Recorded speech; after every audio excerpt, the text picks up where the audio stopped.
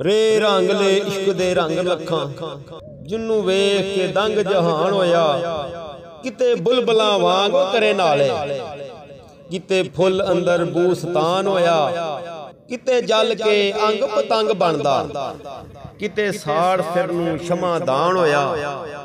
ते किते बूटिया चमकदा चन्न वांगू, किते वांग चकोर कुर्बान होया।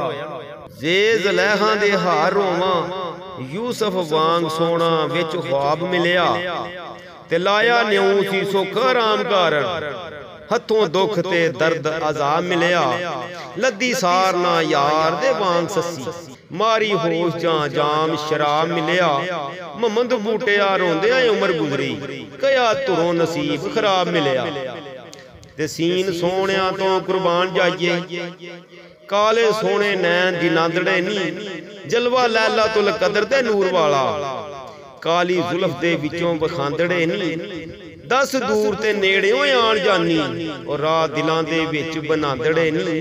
ते शाह रग तो बूटिया यार नेड़े, लोग क्यों टूणन जंगली जांदड़े नी।